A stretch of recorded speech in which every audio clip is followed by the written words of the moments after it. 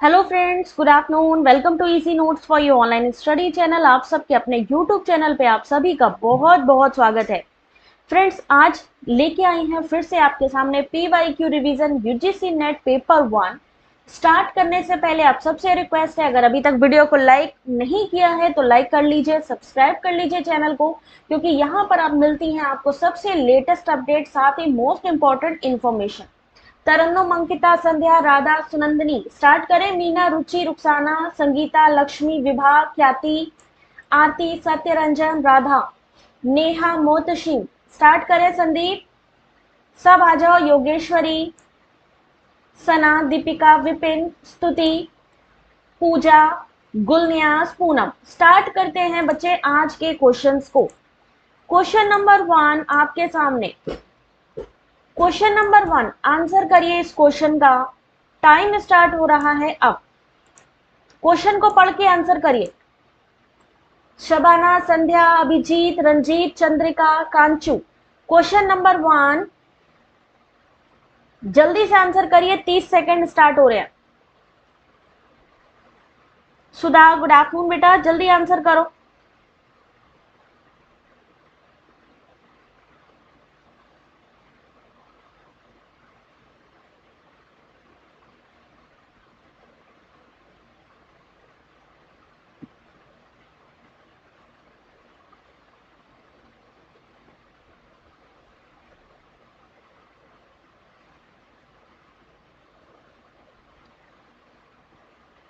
तीस सेकेंड में आंसर करना है ये मोस्ट इंपॉर्टेंट क्वेश्चन का।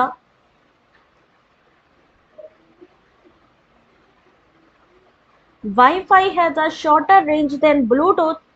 Wi-Fi can transmit data at a faster rate than Bluetooth. इसका सही आंसर होगा ऑप्शन नंबर डी। बिल्कुल सही है आप लोग। कथन पहला जो है वो गलत है, क्योंकि wifi has a shorter range. Wifi की रेंज जबकि ज्यादा होती है रादर देन अगर हम बात करें कि ब्लूटूथ के, तो ऑप्शन नंबर 1 जो है वो गलत है। और ऑप्शन नंबर 2 की वाईफाई के माध्यम से ब्लूटूथ की अपेक्षा अधिक जल्दी डेटा को भेजा जा सकता है, ये बिल्कुल सही है। यहां पर इसका एक्सप्लेनेशन है, तो यहां पर एक्सप्लेनेशन पढ़ लीजिएगा। Question number 2, Priyanka, Ruby, answer करिए क्वेश्चन नंबर 2। Time start.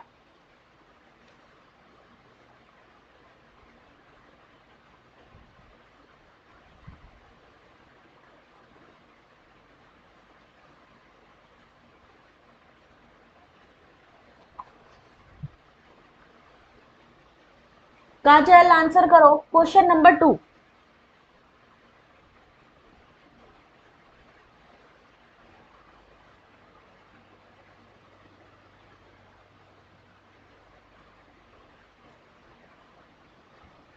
2021 और 2020 दो क्वेश्चन इसमें मिले हुए हैं। स्टार्टिंग में 2021 के क्वेश्चन हैं और इसके बाद वाले में 2020 के क्वेश्चन मिलेंगे आपको। चलिए देखते हैं इस क्वेश्चन का आंसर। इस क्वेश्चन का सही आंसर है option number C. Option number C बिल्कुल सही है। ओसीआर क्या होता है? ओसीआर का फुल फॉर्म कोई बताएगा? ओसीआर का full form use to scan, type और handwritten documents.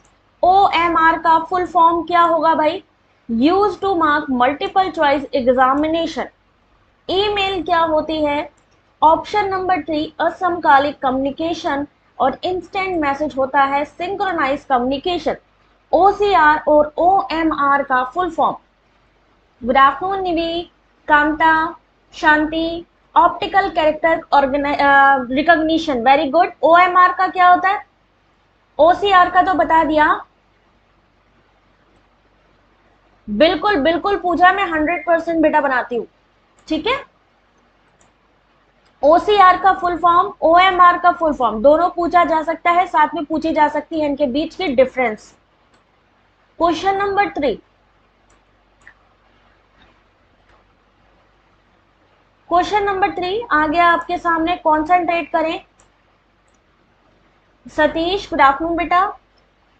Optical magnetic reader. Shanti क्या होगा उसका आंसर?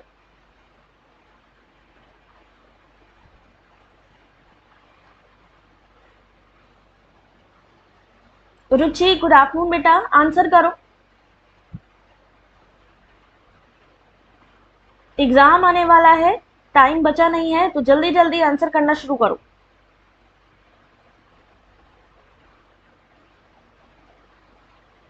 15 सेकंड बाकी है।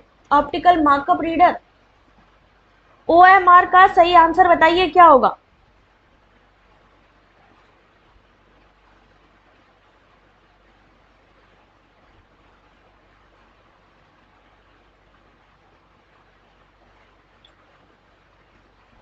चलिए देखते हैं इस क्वेश्चन का सही आंसर।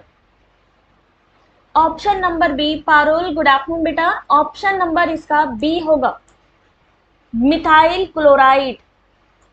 कौन सा ओजोन का क्षरण करने वाला पदार्थ है? ओजोन डिप्लीटिंग सब्सटेंस कौन सा है? Methyl chloride. पढ़ लीजिए इसका एक्सप्लेनेशन। ओजोन क्षरण ऊपरी वायुमंडल में पृथ्वी के ओजोन परत का धीरे धीरे पतला होने से है, जिसका प्रमुख कारण औद्योगिक कारखाने, संसाधनों से निकलने वाले रासायनिक पदार्थों की अधिकता है। इसका प्रभाव सबसे ज्यादा ध्रुवीय क्षेत्रों पर पड़ता है। मिथाइल क्लोराइड उन पदार्थों में से एक है। इस क्वेश्चन का एक्सप्लेनेशन, ठीक है, ऑप्टिकल मार्कअप रिकॉग्निशन। चलो वेरी गुड, इसका सही आंसर है option number B, methyl chloride. Question number 4,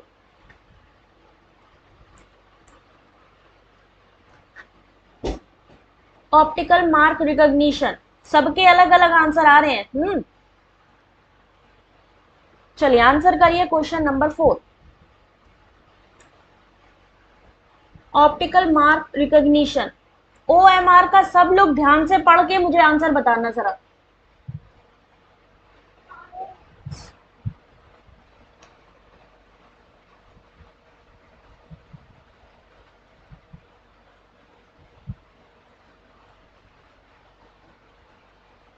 चलिए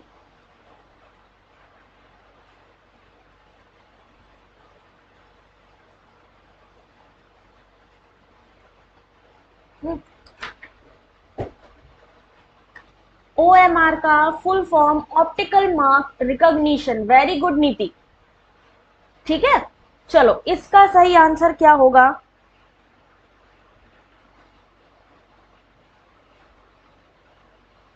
ये वाला कल मैंने क्विज में भी आपसे पूछा था, जो कल मैंने क्विज करवाई थी टेलीग्राम में, उसमें भी मैंने ये वाला क्वेश्चन पूछा था, और सही आंसर है कोयला।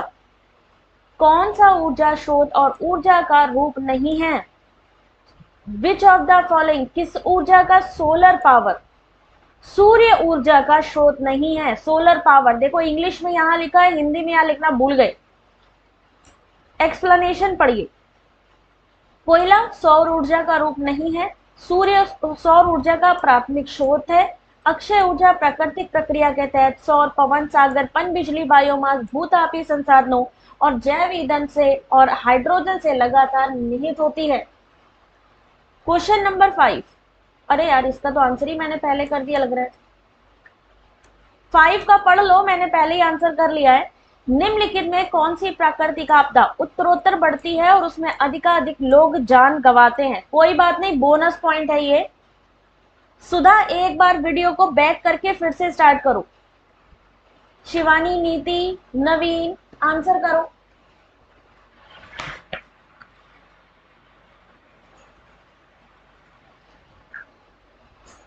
इस वाले क्वेश्चन का पहले ही आंसर कर दिया भाई, महामारी, कोरोना लाइक। यस, प्राकृतिक आपदा उत्तरोत्तर बढ़ती है और उसमें अधिकाधिक लोग जान गंवाते हैं। बोनस पॉइंट मिल गया है क्योंकि इसका आंसर मैंने बता दिया पहले ही, एपिडेमिक यानी कि महामारी। Very good.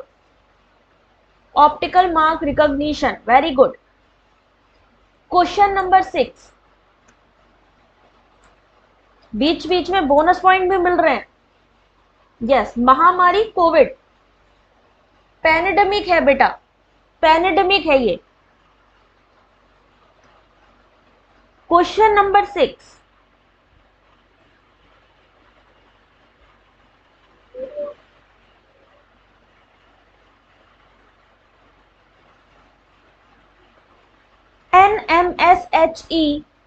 का फुल फॉर्म पूछा है कि क्या होगा। आर्या, गुड आफ्टरनून बेटा।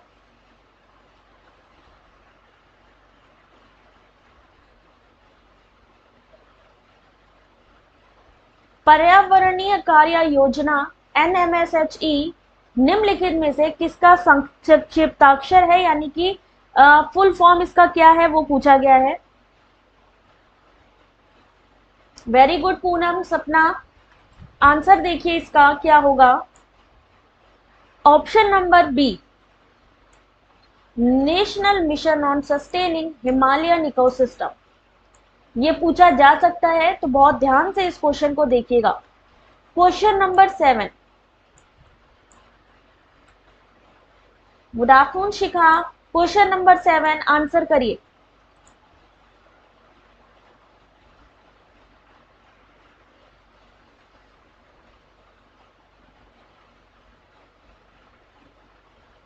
कोई बात नहीं बेटा, आंसर करो, वॉइस ब्रेक हो रही है।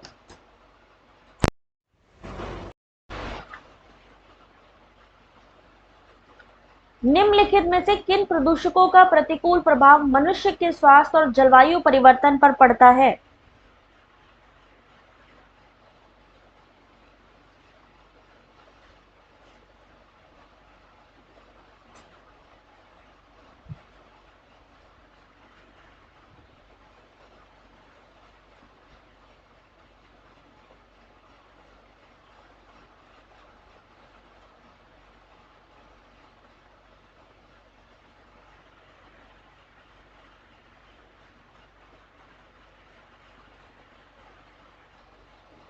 Good afternoon Pramod. यहां पर सिर्फ आरती ने करेक्ट आंसर किया है, तो आरती कुमारी के लिए होनी चाहिए क्लैपिंग, क्योंकि यहां पर सिर्फ आरती कुमारी ने आंसर दिया है ऑप्शन नंबर डी, और इसका सही भी आंसर है ऑप्शन नंबर बी और option number C, particular matter और ओजोन। पर्टिकुलर मैटर और ओजोन, आरती कुमारी ने ही सिर्फ इस क्वेश्चन का सही आंसर किया है। Very good. नेक्स्ट क्वेश्चन देखो, क्वेश्चन नंबर 8, आंसर करो, देखते हैं कौन सही आंसर करता है। रुखसाना, वीडियो को एक बार बैक करके फिर से स्टार्ट करो।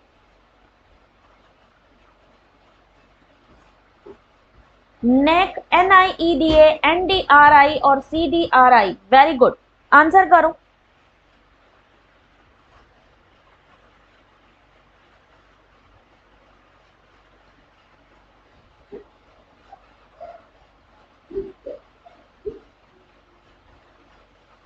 नेक का फुल फॉर्म क्या है, साथ साथ याद रखिए इनके फुल फॉर्म भी पूछे जा सकते हैं। नेक का फुल फॉर्म, NIEDA का फुल फॉर्म, NDRI का फुल फॉर्म और CDRI का फुल फॉर्म भी बताते चलिए।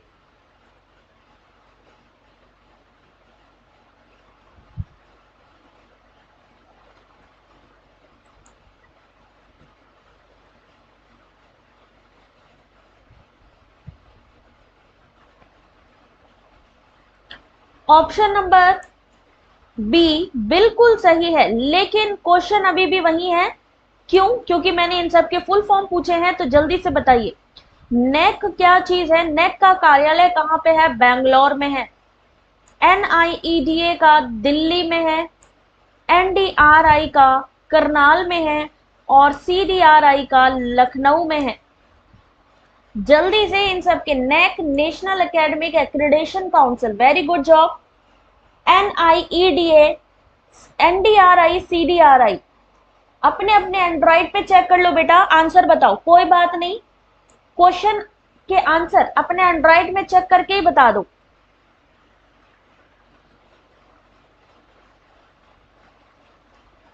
नेशनल असेसमेंट एक्रेडिटेशन काउंसिल, एक का तो आंसर मिल गया। NIEDA, नेक का तो हो गया, नेक के बाद वाला बताओ जरा। NDRI, CDRI, NIEDA का full form. National dairy research institute, very good Arya. National academic accreditation council 1994 में स्थापित हुआ, ये एक ऑटोनोमस बॉडी है, स्वायत्त संस्था है for accreditation, very good. 7 parameter Suparna, very good job. National dairy research institute, Neha answer करो, CDRI का क्या होगा?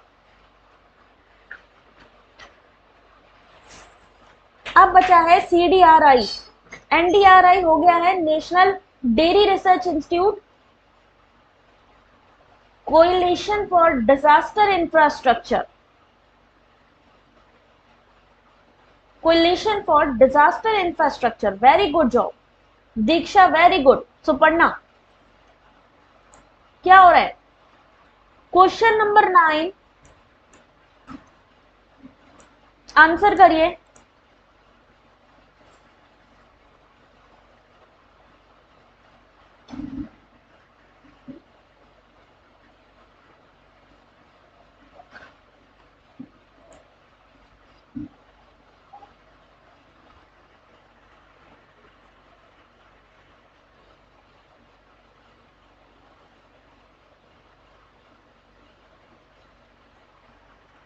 NEP 2020 में NETF की स्थापना करने का प्रस्ताव है, इस निकाय के भेद कौन से प्रकार्य हैं? NEP 2020 का ये answer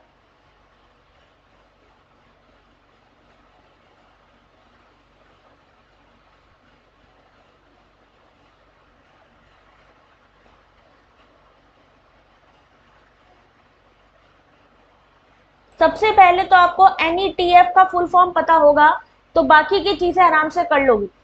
CDRI central drug research institute.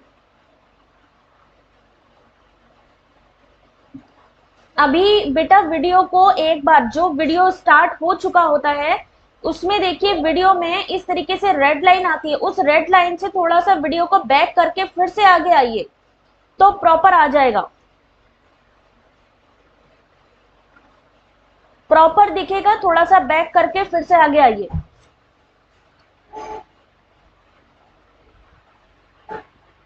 Question number 9 option number B, इस क्वेश्चन का सही आंसर है ऑप्शन नंबर बी। NETF का फुल फॉर्म क्या है? सबसे पहले यहां पर यह पता होना चाहिए कि एक्चुअली में जो NEP 2020 ने प्रपोज किया है NETF ये है क्या। जब ये पता चल जाएगा तो पता लगेगा कि इसका किस लिए यहाँ पर जो है इन्होंने क्या फंक्शन है। प्रौद्योगिकी में अनुसंधान और नवाचार हेतु निर्देश तैयार करना। ऑप्शन नंबर बी, अधिगम को समझने हेतु प्रौद्योगिकी के प्रयोग के संबंध में विचारों के मुक्त आदान प्रदान के लिए एक मंच मुहैया कराना। और शिक्षा प्रौद्योगिकी में बौद्धिक और संस्थागत क्षमताओं का निर्माण करना। NETF national education technology forum, very good job Suparna. National education policy 2020 by doctor Kasturi Rangan, structure है 5+3+3+4, very good. Mother tongue in education, national education tongue, बिल्कुल सही है आप लोग भाई। नेक्स्ट क्वेश्चन देखिए,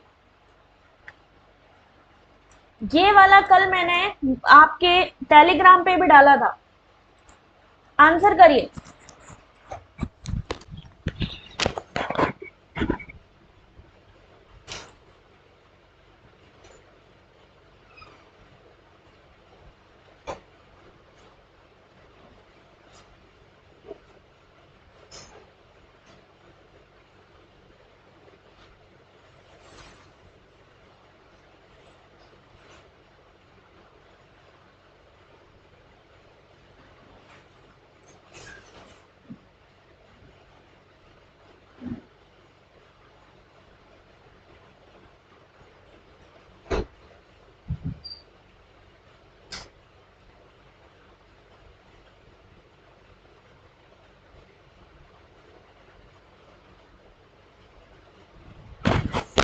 निम्नलिखित में से कौन से ई अधिगम के मंच हैं?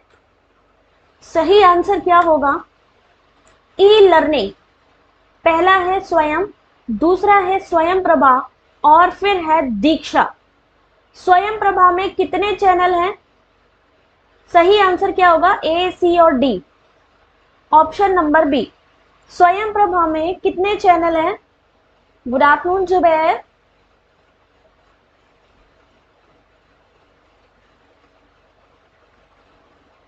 अभी मैं दिखाती हूँ इसका एक्सप्लेनेशन, अगर अभी होगा तो। मोहतशीम आंसर करो बेटा। अभी मैं दिखाती हूँ कि मूक क्यों नहीं होगा। स्वयं, स्वयं प्रभा एवं मूक दीक्षा ई अधिगम मंच है। ई अधिगम या इलेक्ट्रॉनिक अधिगम का प्रत्यक्ष अर्थ इलेक्ट्रॉनिक लर्निंग होता है। स्वयं एक प्रोग्राम है। स्वयं प्रभा में भी आपको जो है, जहां पर आपको देखा जाए तो लर्निंग करने के लिए कंप्यूटर की जरूरत पड़ती है, स्मार्टफोन, लैपटॉप, इन सब चीजों की जरूरत पड़ती है, डिजिटल संसाधन की। दीक्षा और ये सब जुड़े किससे हैं? मूक से। मैसिव ओपन ऑनलाइन कोर्स, मूक से ये सब जुड़े हुए हैं, है ना। इस वजह से यहां पर इसका ई लर्निंग की बात करें तो ये सब होगा स्वयं, स्वयं प्रभा, दीक्षा।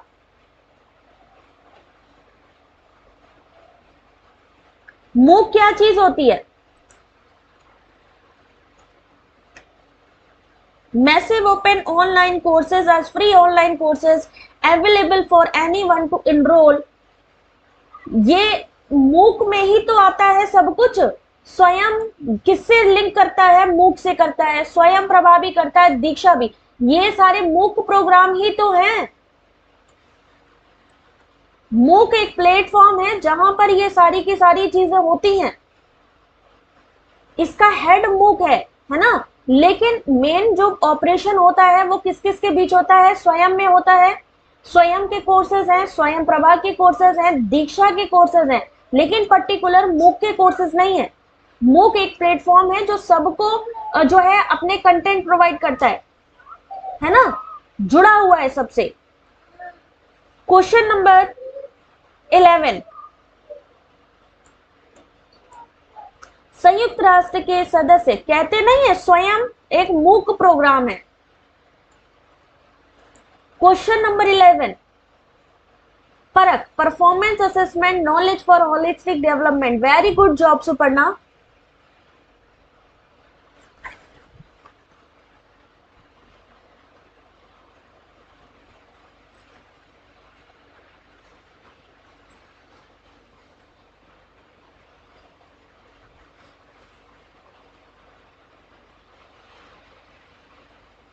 Question number 11।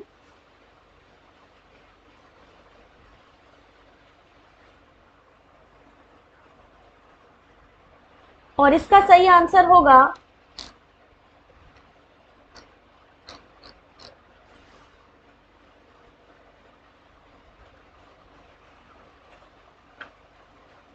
जल्दी जल्दी सब लोग आंसर बताओ।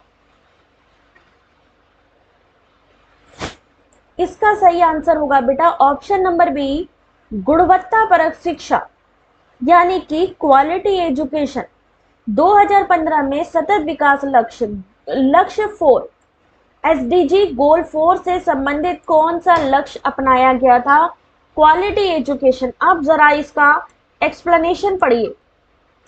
संयुक्त राष्ट्र के सदस्य देशों के द्वारा वर्ष 2015 में सतत विकास लक्ष्य से संबंधित गुणवत्ता परक शिक्षा लक्ष्य अपनाया गया।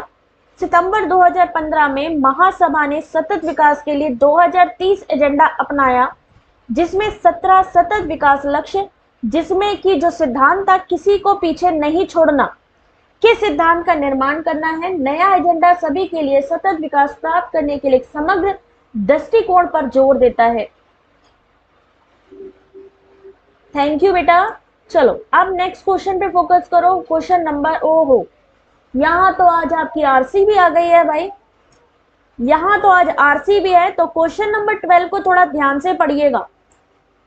महामारी का निम्नलिखित में से किस क्षेत्र पर प्रभाव नहीं पड़ा है? आरसी को भी सॉल्व करते चलेंगे, आपने सिर्फ मुझे आंसर बताना है। सोशल, सामाजिक, आर्थिक, ट्रेवल एंड टूरिज्म या फिर टेलीकम्युनिकेशन। महामारी का किस क्षेत्र पर प्रभाव नहीं पड़ा है? ये रहे आपकी पूरा का पूरा पैसेज जिसे आपको पढ़ना है। गुड आफ्टरनून अर्चना, मैं अच्छी हूँ बेटा। जल्दी से बताओ। अब मान लो कोरोना आया था, कोरोना के ऊपर इन्होंने एक पैराग्राफ दिया और फिर इन्होंने कहा हाँ अब बताइए आप किस पे प्रभाव नहीं पड़ा।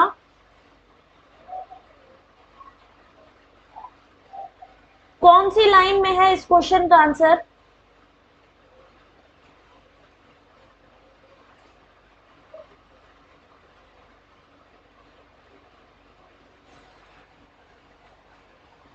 जल्दी से बताओ।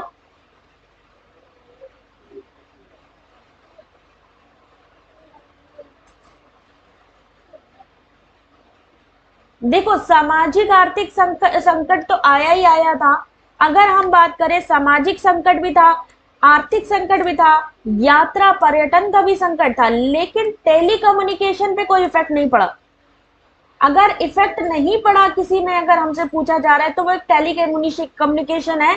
क्योंकि क्या हुआ, मान लो कोविड आया अभी, तो लोगों ने एक दूसरे से बातचीत करने का जरिया नहीं बंद किया। तो क्या आंसर होगा इसका? Option number D, 11th line. ठीक है, इंडियन स्मार्ट किड्स। अब देखना इस वाले क्वेश्चन का आंसर। क्वेश्चन नंबर 13, सिर्फ आपने लाइन बतानी है किस लाइन में है। द्वितीय विश्व युद्ध के बाद विश्व का सबसे बड़ा संकट किस क्षेत्र में आया? दूसरा विश्व युद्ध हुआ था, उसके बाद सबसे ज्यादा जो मेजर क्राइसिस आई, कौन सी फील्ड में आई?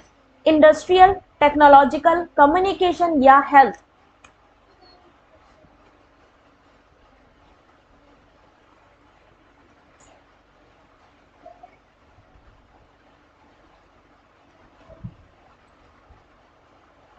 पैसेज को देखिए, पहली ही लाइन में आई थिंक इसका आंसर आपको मिल जाएगा। कौन सी लाइन में है इसका आंसर? आर्या, लाइन 2 में। सामने सामने मेरा ये कराने का मतलब क्या है कि आप अगर आरसी का ट्रिक समझ गए तो आपके समझिए 10 मार्क्स पक्के हो जाएंगे। द्वितीय विश्व युद्ध के बाद की सबसे बड़ी चुनौती कौन सी है? स्वास्थ्य संकट, यानी कि कोरोना वायरस। उसके बाद सबसे ज्यादा अगर नुकसान पहुंचाया है तो कोरोना ने नुकसान पहुंचाया है। इट मीन्स आपका स्वास्थ्य विभाग होगा इसका सही आंसर। ठीक है, क्वेश्चन नंबर 14, किस संस्था ने यूएन की सामाजिक आर्थिक प्रतिकृति योजना को नेतृत्व प्रदान किया? Which of the following organisation has given technical in UN socio economy recovery plan? कौन कौन सा ऑप्शन है? यूएनडीपी, यूनिसेफ, जीएचआरपी और यूएनएससी।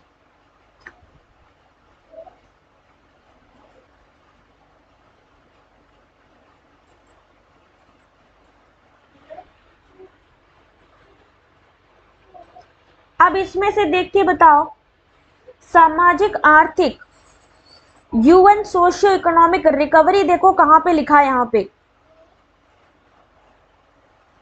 अगर आप हिंदी में देखोगे तो शायद ढूंढने में थोड़ा सा इशू हो, लेकिन इंग्लिश में देखोगे तो UN is UNDP is a technical lead in the UN socio economic recovery. दिख गया सबको? इंग्लिश में देखिए तुरंत आपको दिख जाएगा, हिंदी में उसको थोड़ा सा समझने में हो सकता है लाइन में प्रॉब्लम आए, बट इसका सही आंसर आपके सामने है यूएनडीपी। कौन सा महाद्वीप कोविड-19 से सबसे कम प्रभावित हुआ?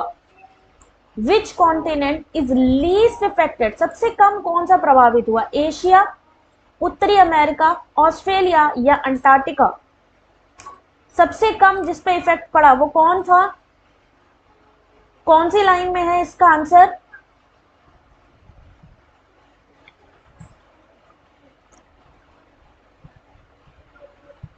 सामने ही है इसका आंसर, मैं बता दूं आपके सामने ही है इसका, अंटार्कटिका। Very good job. कौन सी लाइन में है इसका answer? Since it's emergence in Asia late last year, the virus has spread to every continent except Antarctica. Antarctica को छोड़कर प्रत्येक महाद्वीप में फैल चुका है कोरोना वायरस। सबको दिखाई दिया? अंटार्कटिका। को छोड़ के सब जगह फैला है, यानी इसका आंसर होगा ऑप्शन नंबर डी। अब इसमें से ये बताओ आरसी जिसको आरसी समझ में आई वो थम्स अप करो जरा। आरसी किस किस को इजी लगी, किसको लगता है कि अब वो आरसी आराम से कर सकते हैं, क्वेश्चन के आंसर आराम से कीवर्ड से निकाल लेंगे। किस किस को आरसी समझ में आ गई आज की? बच्चों सिर्फ आरसी का एक ट्रिक है जो हमेशा याद रखो, जो भी आपका क्वेश्चन है, क्वेश्चन को अच्छे से पकड़ो और आपका आंसर इसी क्वेश्चन की लाइन में ही होगा, पैसेज में, यानी उस पैसेज में ये कीवर्ड जरूर होंगे। मजा आया? आरसी को समझ के मजा आया सबको? Very good job. टफ लगी क्या? हमारे समझाने से आ जाती है? अच्छा, ऐसे ही एग्जाम में अगर आपने 5 आरसी सॉल्व कर ली, 5 क्वेश्चन होते हैं, 5 क्वेश्चन बेटा अगर आपने सॉल्व कर लिए तो समझो आपके 10 मार्क्स तो यहाँ पक्के हो गए, प्लस 2 आरसी आती हैं आपकी पेपर 2 में, तो 10 क्वेश्चन वहां हुए यानी 20। यानी कि अगर आप आरसी को ट्रिक जान गए तो 30 नंबर आपके कहीं नहीं जाएंगे, आपके पास ही आएंगे। 10 नंबर कंफर्म हो जाएंगे पेपर 1 में और 20 मार्क्स कंफर्म हो जाएंगे आपके पेपर 2 में। प्रमोद कुलसुम आई कि नहीं आई समझ में? ठीक है, बहुत ही इजी है, एक बार इसको समझ के देखना। जो भी लाइन है, जैसे इन्होंने लिखा है कोविड-19 से सबसे कम प्रभावित, तो पैसेज में देखो कि कोविड-19 जैसे कौन सी चीज है जो सबसे कम प्रभावित है। जब आप कीवर्ड को ध्यान से पढ़ोगे तो अपने आप इसमें से आंसर मिलेगा। चलो क्वेश्चन नंबर कौन सा था? 14 था, 15 था, 16।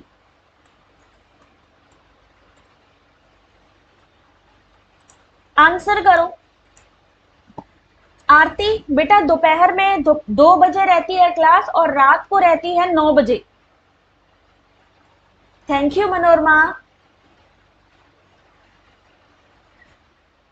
क्वेश्चन नंबर 16 आएगा। चलो आगे समझ में ना, बस ऐसे ही तुम लोगों ने ध्यान रखना है आरसी को।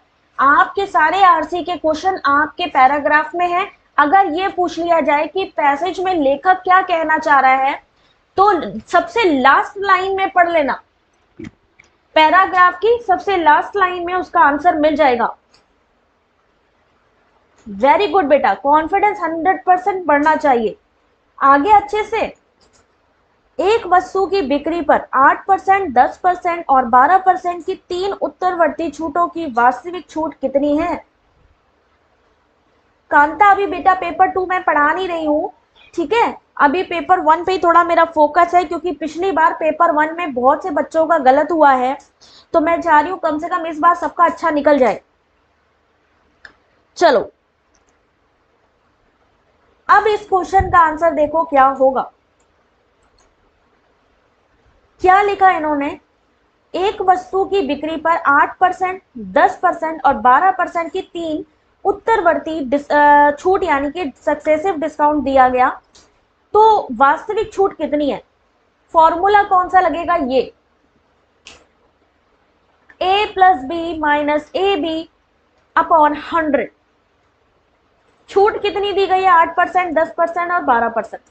तो सबसे पहले ए बी को ले लेते हैं। ए बी का मतलब है ए मान लिया 8 को, 10 को मान लिया बी।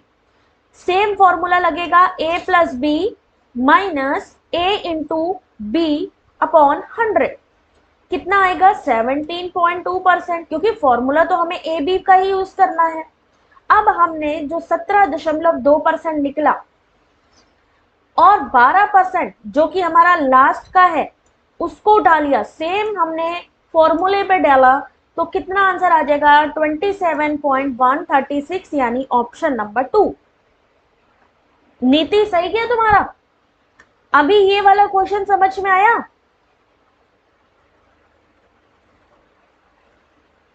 $27.136।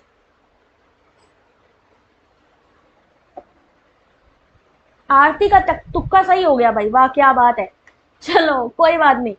अब देखो next question, question number 17। Indian logic का ये क्वेश्चन, आंसर करिए।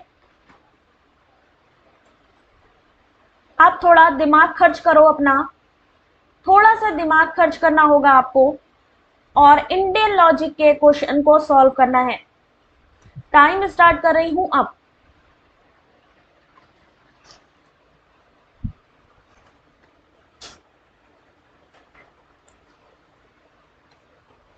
रुचि का भी तुक्का सही हुआ, कई लोगों ने तुक्का मारा है। चलो कोई बात नहीं, निगेटिव मार्किंग नहीं है इसलिए तुम लोगों को ज्यादा इफेक्ट नहीं पड़ेगा, बट फिर भी कोशिश करो कि चीजें आप लोगों को आए,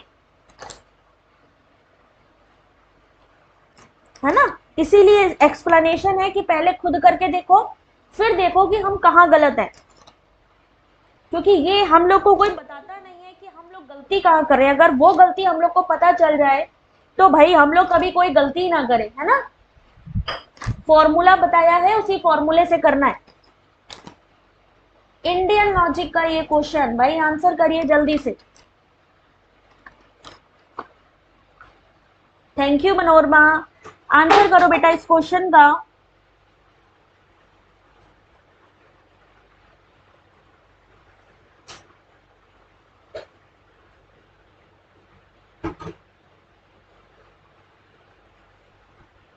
इस क्वेश्चन का सही आंसर होगा ऑप्शन नंबर 1, 1 और 2।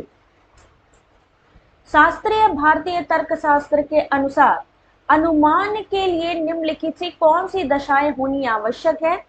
पक्ष में हेतु का संज्ञान, अनुमान होना यानी किसकी वजह से हुआ, किसके कारण हुआ, यानी हेतु का पता होना चाहिए। हेतु और साध्य के बीच अपरिवर्ती सहवर्तिता का संबंध, ठीक है। Question number 17 option number A. Question number 18, ओहो ये वाला क्वेश्चन तो तुम लोगों ने करा हुआ है। हेतु मिडिल टर्म, रीजन पक्ष माइनर टर्म, सद्य major term. Very good Suparna. इसमें भी होता है नीति, अनुमान में भी व्याप्ति होएगा। मुख्य आधार वाक्य, कोई भी वर्ग आयताकार नहीं होता है। दूसरा है माइनर प्रेमाइस कि सभी आयत वृत्त होते हैं और कुछ वृत्त वर्ग नहीं है। उपरोक्त आधार वाक्य का विन्यास क्या होगा?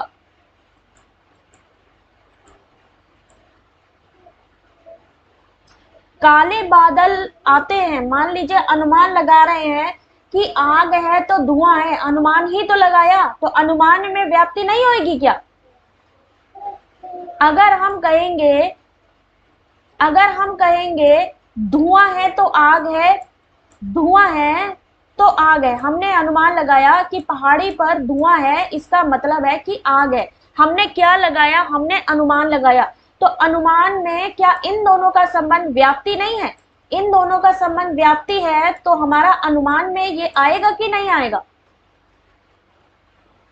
कोई भी वर्ग आयताकार नहीं है, सभी आयतावृत्त हैं, कुछ वृत्त वर्ग नहीं है। अभी मैंने उस दिन ही कराया ये वाला। सही आंसर क्या होगा? EAO। ये क्या होगा? यूनिवर्सल निगेटिव, यूनिवर्सल पॉजिटिव और पर्टिकुलर निगेटिव। अच्छा, ऑप्शन नंबर सी बिल्कुल ठीक है, लेकिन मुझे बताइए इसमें फिगर कौन सा है? ये तो सबने बता दिया, अब मुझे फिगर बताइए, इसमें फिगर कौन सा होगा?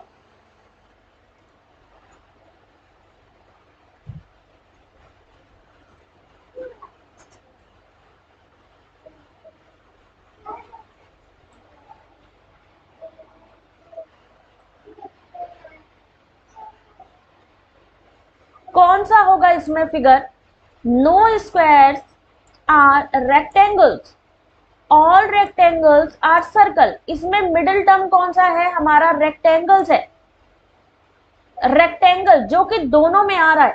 अब इसमें चला गया ये लास्ट में और इसमें चला गया पहले में, ऐसे करके मैंने बताया था ना। अगर मान लीजिए अगर यहाँ पे पहले में है और आखिरी में है तो पहला हो जाएगा, अगर दोनों लास्ट में है तो दूसरा फिगर हो जाएगा, अगर दोनों स्टार्टिंग में है तो तीसरा होगा। लेकिन अगर पहले में लास्ट में है और दूसरे में पहले में है तो बेटा फिगर 4 होगा, 4 फिगर होगा। फिगर 1 कैसे हुआ? अगर ये रेक्टेंगल स्टार्टिंग में लिखा होता पहले प्रीमाइस में और ये दूसरी प्रीमाइस का रेक्टेंगल लास्ट में होता, ये मैंने डायग्राम ऐसा बताया था कि नहीं बताया था? ऐसे वाला कॉलर की शेप वाला। इसमें क्या बताया था? फिगर अगर हम 1 की बात करेंगे तो पहली प्रीमाइसिस में इसमें रेक्टेंगल पहले नंबर पे आना चाहिए था और प्रीमाइसिस 2 में लास्ट में आना चाहिए था। अगर हम फिगर 2 की बात करें, अगर हम फिगर 2 की बात करें तो दोनों में लास्ट में आएगा, यानी ये दोनों रेक्टेंगल लास्ट में होने चाहिए थे। अगर हम 3 की बात करें तो 3 में ये दोनों रेक्टेंगल कैसे होने चाहिए थे? No rectangles are square, all rectangles are circle. तो दोनों स्टार्टिंग में होता तो 3 हो जाता, लेकिन यहाँ पे क्या है, पहली प्रेमाइसिस में लास्ट में है, ये आखिरी सिरे में है। आखिरी सिरे से अगर हम पहले की तरफ जाएंगे तो हमारा 4 होगा फिगर। आ गई समझ में? जामना गुड इवनिंग बेटा, 4 फिगर होगा ये। चलिए क्वेश्चन नंबर कौन सा है? 19। इसका चलो ये तो देख ही लेना एक्सप्लेनेशन। क्वेश्चन नंबर 19 बहुत ही आसान क्वेश्चन है, स्क्वायर ऑफ अपोजिशन का। आंसर करिए, अब तो बहुत ही आसान है।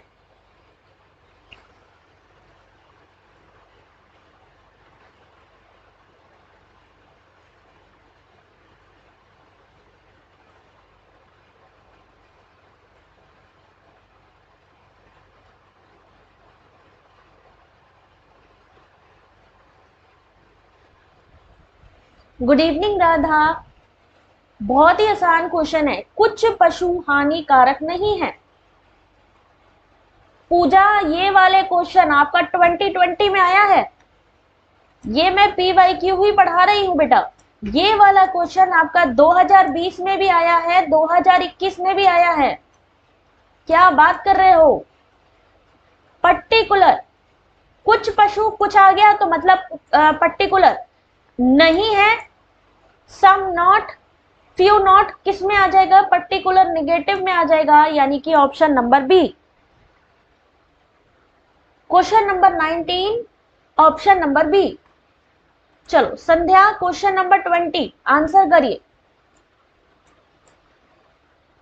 बहुत से ऐसे क्वेश्चन हैं जो 2020 के 2021 में आए हैं। Mr. X is wrong in what he said because he is undisciplined by nature.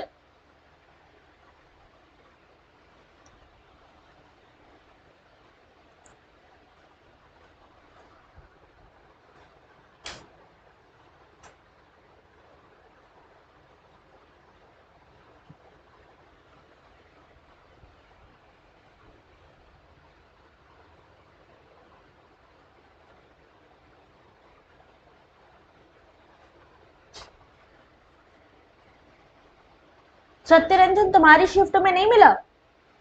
बहुत सारी शिफ्ट में आया है, पता है। लास्ट के क्वेश्चन पेपर में भी आया है, 4 तारीख और 5 तारीख वाली में भी। चलो देखो इस बारी किस किस में आता है।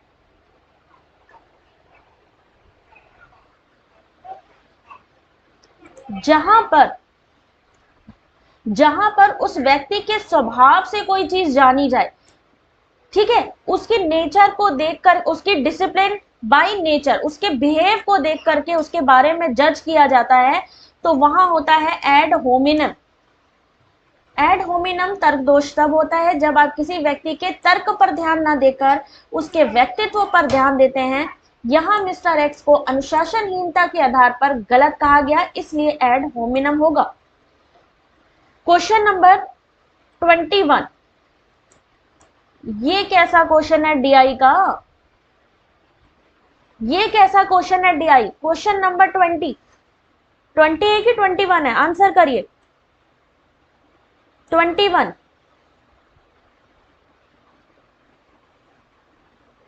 अर्चना बेटा, वो पता नहीं कुछ एरर आ रही है उसमें। संदीप, मैंने सारे के सारे करवाए हुए हैं क्लासेस को, बेटा एक बार फिर से देखो। ठीक है, जो भी लेक्चर्स हैं उनके पीडीएफ पढ़ो, ये सब चीजें मैंने कराई हैं। एड पॉपुलम क्या है, एड होमिनम क्या है,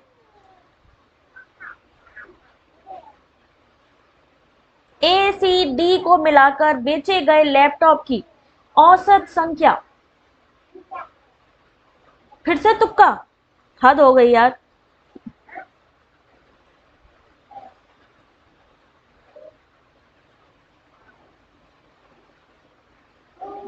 नेहा, मैथ्स के सारे टॉपिक तो मैंने नहीं कराए हैं, बट मैंने कुछ टॉपिक्स कराए हैं।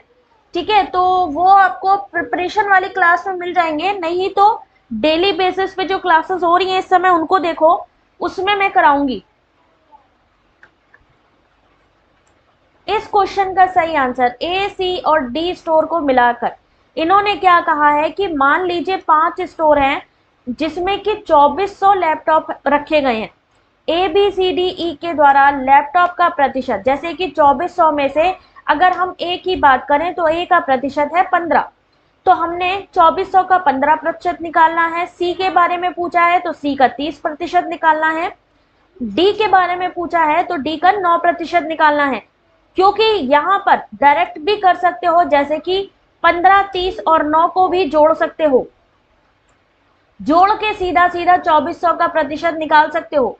फिर उनकी औसत संख्या पूछी गई है, कैसे निकलेगा?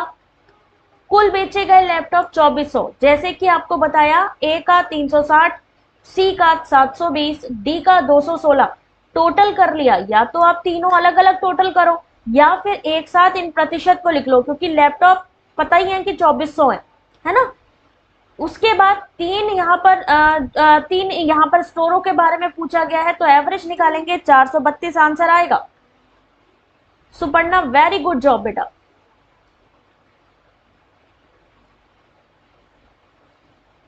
आरती, सारे के सारे आपको बेटा वेबसाइट पर मिल जाएंगे, वेबसाइट पर भी चेक कर लिया करो, और वहां पर भी मॉक टेस्ट अवेलेबल हैं, उसको भी पार्टिसिपेट करो। यहां समझ में आ गया? देखो, या तो इस 15, 30 और 9 अलग अलग निकालो, या फिर 15, 30 और 9 टोटल कितना हो जाएगा, इन तीनों का टोटल परसेंटेज करके 2400 से निकाल दो, जल्दी निकल आएगा। 22,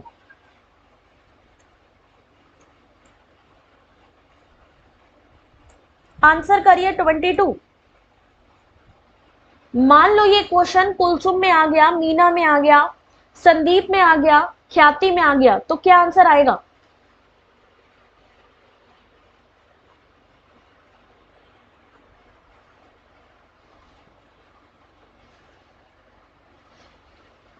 डीआई को सॉल्व किए बिना बेटा समुद्र पार नहीं किया जा सकता।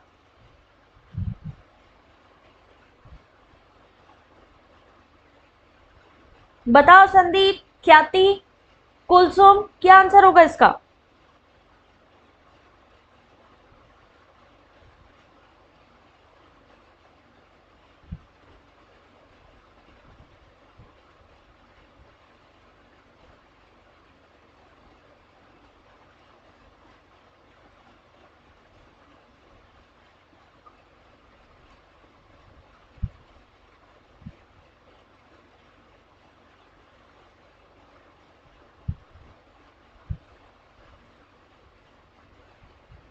देखें इसका आंसर। नमस्ते जितेन, इस क्वेश्चन का आंसर देखें। चलो, क्वेश्चन नंबर 22, इन्होंने कहा कि यदि उपयुक्त दिए गए आंकड़ों को पाई चार्ट में दर्शाया जाए तो ई के द्वारा बेचे गए लैपटॉप के अनुरूप कितना कोण होगा, केंद्रीय कोण कितना होगा? तो ई के द्वारा बेचे गए कितने हैं लैपटॉप की संख्या? 21%। 2400 का 21% निकालिए, 2400 का 21% कितना आया? 504। अब हमें अगर केंद्रीय कोण निकालना है तो हमें जितने भी टोटल लैपटॉप हैं उनकी संख्या लिख दीजिए नीचे, जैसे कि 2400। जो हमारा ई के लैपटॉप है उनको लिखिए ऊपर, यानी कि 504 इंटू कर दीजिए 360। 504 बटे 2400 इंटू 360, आंसर आएगा 75.6 डिग्री। 360 से सिर्फ आपको मल्टीप्लाई करना है, ये याद रखिए जब भी आपसे पूछा जाए केंद्रीय कोण निकालिए, ई का टोटल कर लीजिए, ई का टोटल लिखिए ऊपर, जितने भी लैपटॉप बेचे गए उसको लिख दीजिए नीचे, मल्टीप्लाई करना है 360 के साथ। ठीक है, पाई चार्ट 360 का होता है। चलो इस क्वेश्चन के बाद क्वेश्चन नंबर 23। अब रेशियो निकालना है, बहुत आसान है, निकाल लेना जरा। वेरी गुड ख्याति, आंसर करो 23।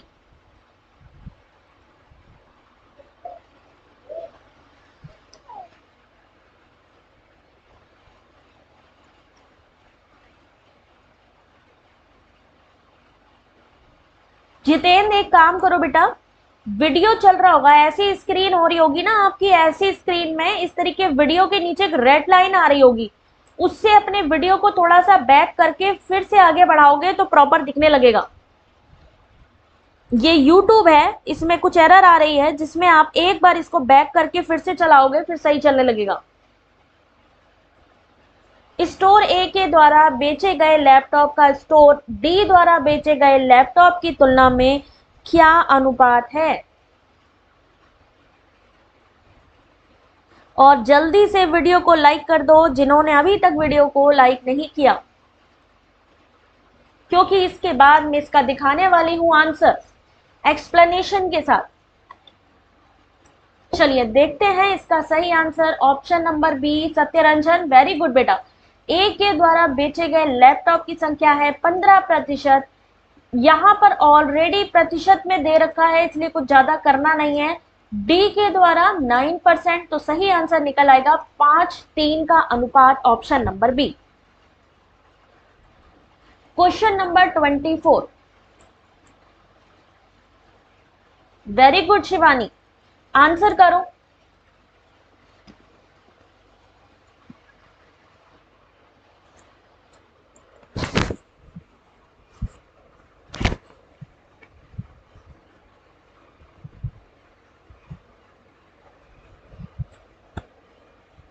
स्टोर सी के द्वारा बेचे गए लैपटॉप की संख्या और स्टोर ए और डी के द्वारा मिलकर बेचे गए लैपटॉप की कुल संख्या के बीच में कितना अंतर है?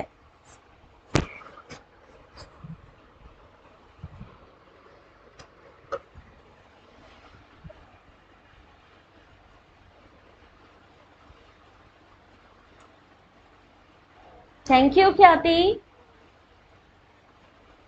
कोई बात नहीं अर्चना, बस थोड़े से क्वेश्चंस और हैं।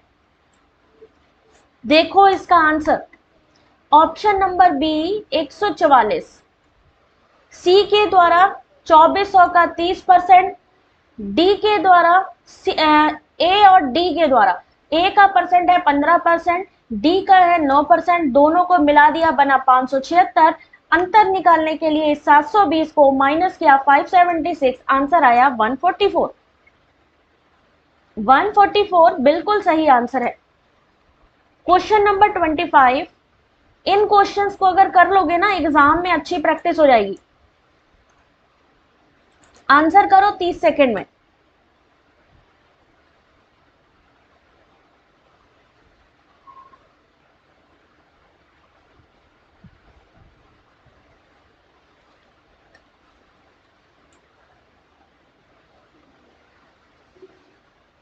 स्टोर ए और ई के द्वारा बेचे गए लैपटॉप की संख्या ए के द्वारा बेचे गए कुल लैपटॉप की संख्या के बीच कितने प्रतिशत का अंतर है?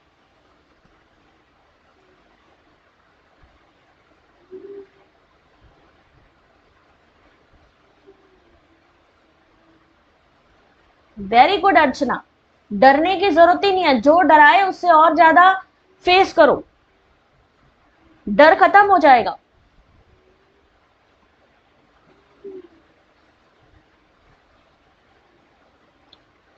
चलो देखते हैं अभिजीत कितना आंसर होगा तुम्हारा।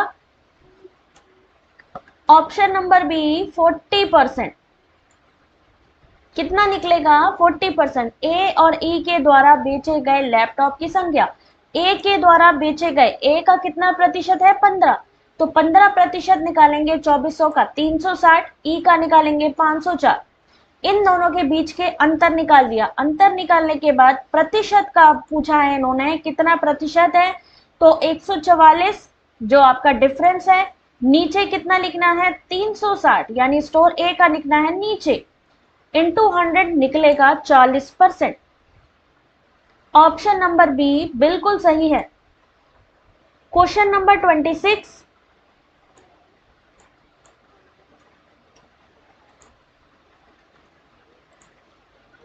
आंसर करिए। इसके लिए तो 15 ही सेकंड देने चाहिए हालांकि मुझे।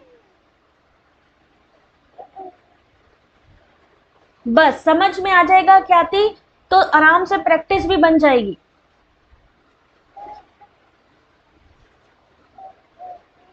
इंडियन स्मार्ट किड्स बाइट कैसे होगा?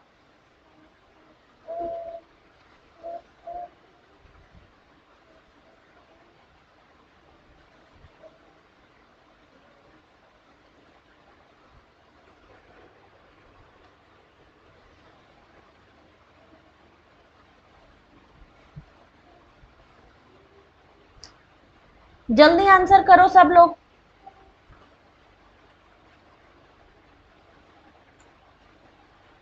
अरे वाह, कम्युनिकेशन के सारे क्वेश्चन करके आई हूं मैम और सही हुए हैं, वेरी गुड जॉब, बहुत बढ़िया।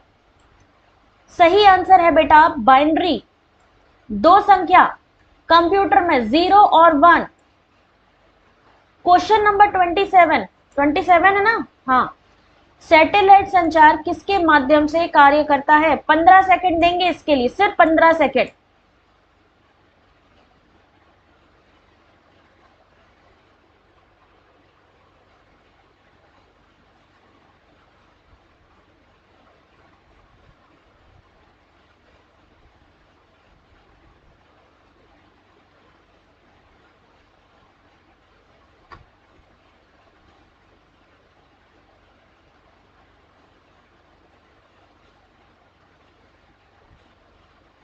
शिवानी ए कैसे होगा बेटा?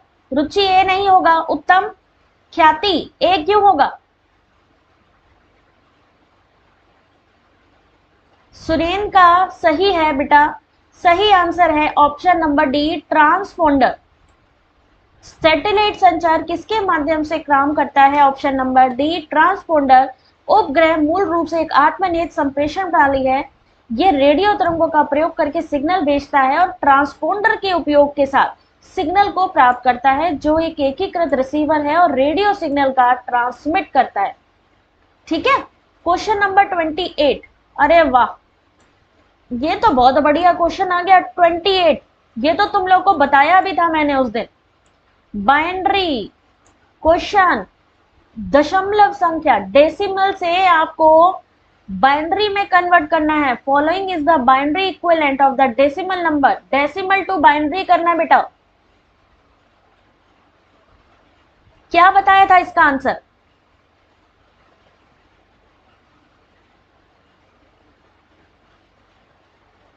Decimal to binary, binary to decimal, hexadecimal सब पढ़ाया था।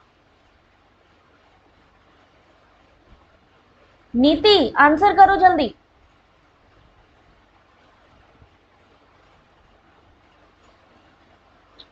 35 का बेटा एलसीएम ले लो, जिसको नहीं आता 35 का एलसीएम ले लो, आ जाएगा।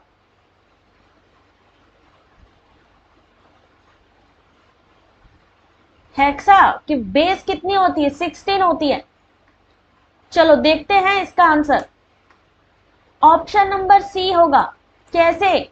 एलसीएम दिया ना 35, 35, 17, यहां से इस तरीके से 10000011।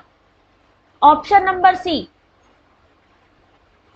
ये वाला binary to decimal, decimal to binary, सब याद रखियो। चलो next question 29।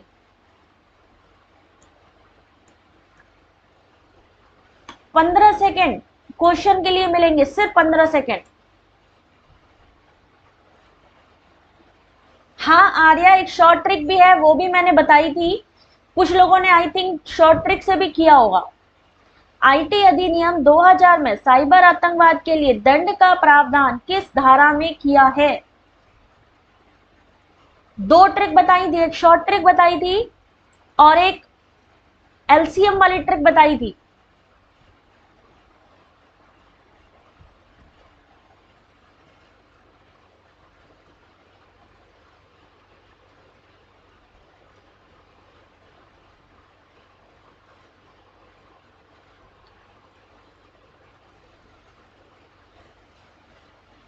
Question number 29,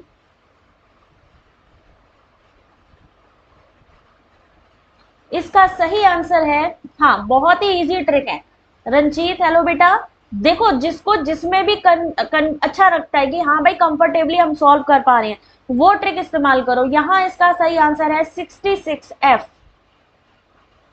question number 30, environment के बिना तो सेक्शन ही नहीं कंप्लीट हो सकता। जिसमें भी बेटर लगे, कुछ लोगों को शॉर्ट ट्रिक समझ में आती है वो शॉर्ट ट्रिक से करते हैं, जिसको लगता है कि नहीं यार एलसीएम ही करें तो अच्छा है। हेलो मंशीश, दोनों ही ट्रिक बताई हुई है मैंने। मोबाइल डेटा की जैसे, मोबाइल डेटा कितना कितना होता है 4 GB, है ना, 4 8 16 GB, वो करवाई है कि नहीं। हेलो देवेन, आंसर करो। क्लीन डेवलपमेंट मैकेनिज्म किस अंतरराष्ट्रीय समझौते में पहली बार प्रारंभ किया गया। क्लासेस देखो बेटा, सारी की सारी वीडियो देखो चैनल पे, सब मिल जाएंगी।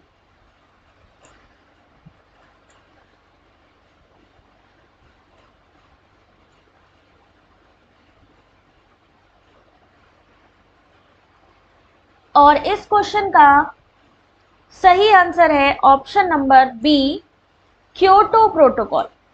क्लीन डेवलपमेंट मैकेनिज्म किस अंतरराष्ट्रीय समझौते में पहली बार आरंभ किया गया, क्योटो प्रोटोकॉल में। एक्सप्लेनेशन एक बार आप लोग पढ़ लेना। क्वेश्चन नंबर 31,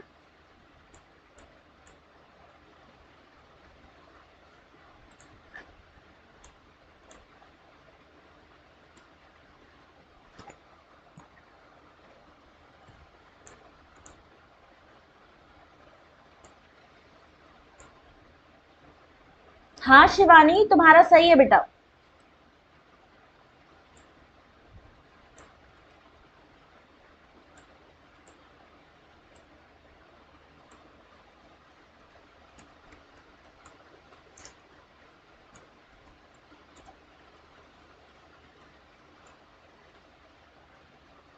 यहां मैंने जो लिंक दी है यहां से आप इस क्लास की पीडीएफ को डाउनलोड कर सकते हो। इसके पहले की भी जो पीडीएफ है, जो लेक्चर्स वीडियो हैं, वो भी आप डाउनलोड कर सकते हो। साइट की लिंक दी हुई है मैंने, ठीक है। क्वेश्चन नंबर 31, और टेलीग्राम की लिंक वीडियो के डिस्क्रिप्शन पे मिलेगी। सही आंसर है ऑप्शन नंबर ए। इस क्वेश्चन का सही आंसर है ऑप्शन नंबर ए। जलवायु परिवर्तन का निम्नलिखित पर गंभीर प्रभाव पड़ सकता है, जल सुरक्षा, खाद्य सुरक्षा और तटीय क्षेत्रों का क्षरण। जलवायु परिवर्तन का जल, खाद्य और तटीय क्षेत्रों के क्षरण पर गंभीर प्रभाव पड़ता है। पूरा एक्सप्लेनेशन एक बार आप पढ़ लेना, ठीक है। क्वेश्चन नंबर 31, चलो भाई हो गए हैं क्वेश्चन 31। क्वेश्चन नंबर 31 के बाद अब आपने अपना स्कोर बताना है कि आज आपने कितना स्कोर किया है, 31 में से कितने क्वेश्चन को सही किया है। सॉइल फर्टिलिटी पे क्यों नहीं, हाँ ये भी ऑप्शन हो सकता है बेटा। होने को तो जलवायु परिवर्तन का रेस्पिरेटरी हेल्थ भी हो सकता है, सॉइल फर्टिलिटी भी सही है, लेकिन यहाँ पे हमें सबसे पहले जो प्रायोरिटी है उस पर ध्यान देना है। देखा जाए तो सारे ही ऑप्शन सही हैं, लेकिन we have to choose the best answer, ठीक है। क्लास फिनिश हो गई है। आप लोगों ने क्या करना है, जाने से पहले वीडियो को सब्सक्राइब करना है, लाइक करना है। जितने भी लोग क्लासेस लेते हैं उनमें 50% लोग ऐसे हैं जो वीडियो को सब्सक्राइब ही नहीं करते, चैनल को सब्सक्राइब ही नहीं करते। 50% लोग ऐसे हैं जो क्लासेस के बाद भी चैनल को सब्सक्राइब नहीं करते। भाई कोई टैक्स नहीं है, फ्री क्लासेस हैं। कांता, जो भी पर्सनल मैसेज आते हैं आप उनको प्लीज ब्लॉक कर दीजिए, ठीक है। चलो अब मिलेंगे आपसे रात की क्लास में। पीडीएफ की लिंक ऊपर दे रखी है जहां से आप डाउनलोड कर सकते हो। टेलीग्राम की लिंक वीडियो के डिस्क्रिप्शन पे है। टेलीग्राम ज्वाइन करिए क्योंकि 4:30 बजे टेलीग्राम पर भी होगा क्विज। नीति 31 में से 27, ख्याति 31 में से 21 सही है, रुचि के 29 सही है, साक्षी के 25, नीति 27, रुचि 28, मोहतशिम 26। बाकी लोगों का क्या है, डब्बा गोल? बाकी लोग भी अपने अपने स्कोर करो। 6 में से 5 गलत। अच्छा 10 क्वेश्चन के बाद आए, चलो कोई बात नहीं, ठीक है। अब मिलेंगे आपसे रात की क्लास में, तब तक अपना ध्यान रखो। Take care, god bless you.